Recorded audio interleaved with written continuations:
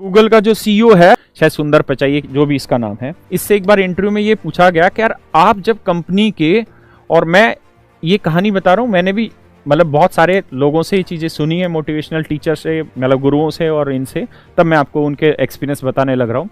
तो सुंदर पिचाई से पूछा कि आप, अब इनकी शायद सैलरी साल की 3800 करोड़ है, अब इनका एनुअल पैकेज 3800 करोड़ है, ठीक है जी, सुंदर पिचाई बिल्कुल। तो मेरे दोस्त इनसे एक बार ऐसे ही ये इंटरव्यू कर रहे थे आपस में बैठ के, तो वहाँ इनसे पूछा गया कि यार आप एक सीईओ अपॉइंट करते हैं, जैसे मान लीजिए एक सीईओ कोई भी नाम रख लेते हैं, मेरे सामने रवि मनीष आए, रवि आया जी, मनीष आया, जो कमेंट में नाम आ रहे हैं उनके नाम में लिखते चले जा रहा हूं, मनमोहन आया, बुलबुल आया, बाबुल आया और मनमोहन आया, ये 4 लोग आए। इनका कोई पोस्ट होगी, मान लीजिए डायरेक्टर करके कोई भी पोस्ट होगी, उसके लिए इंटरव्यू के लिए 4 आदमी आए, है ना। आप मेरी कहानी को समझिएगा, सिर्फ 2 मिनट लगेंगे। रवि ने एक कंपनी थी एबीसी, इससे पहले वहां पे काम किया था और इसने जबरदस्त काम किया, 1000% इसने ग्रोथ दी कंपनी को, और आज वो कंपनी 8-10 हजार करोड़ की मालिक है।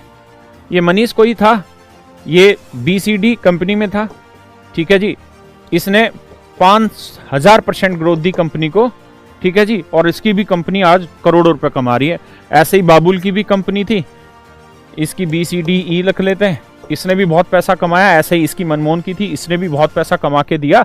यानी चारों के चारों जो कैंडिडेट आए, चारों के चारों खतरनाक थे, चारों के चारों जबरदस्त थे। मतलब चारों के चारों का एक्सपीरियंस इतना तगड़ा था कि जिस कंपनी में डायरेक्टर बने या अच्छी पोस्ट पे गए, वहां पे इन्होंने धुआं उठा दिया और वहां इन्होंने अच्छा खासा पैसा कमा के दिया गवर्नमेंट को, मतलब उस कंपनी को।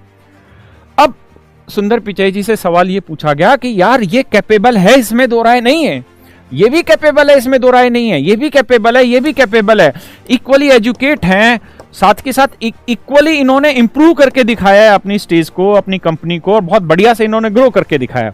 तो आप इंटरव्यू में इनसे ऐसा क्या सवाल पूछने वाले हैं जिसके थ्रू आप इन चारों में से किसी एक का सिलेक्शन करने वाले हैं? किससे सवाल पूछें?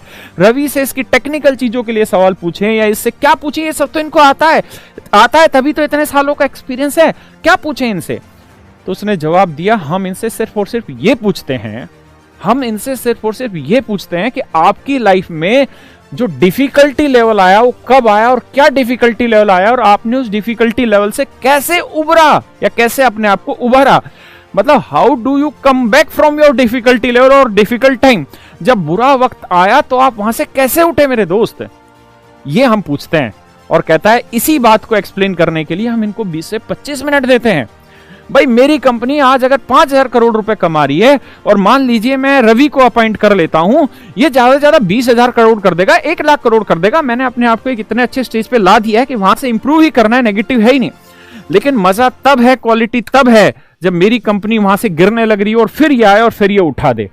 तो इसलिए इनसे ये पूछा जाता है, ऐसे बड़े बड़े लोगों से, कि सर जब मुसीबत का टाइम आता है, आपके लाइफ में जब मुसीबत आई तो आपने किस तरीके से इन चीजों को इंप्रूव किया, कैसे आपने टैकल किया। अगर बिजनेस डाउन हो जाए, कोई ऐसी परिस्थिति क्रिएट हो जाए जैसे आज कोरोना की परिस्थिति है, तो कैसे आपने टैकल किया। That is called aptitude and attitude. Aptitude means आप उसकी कैलकुलेशन को किस तरह से कर रहे हैं, एटीट्यूड उसके प्रति आपका रवैया कैसा है।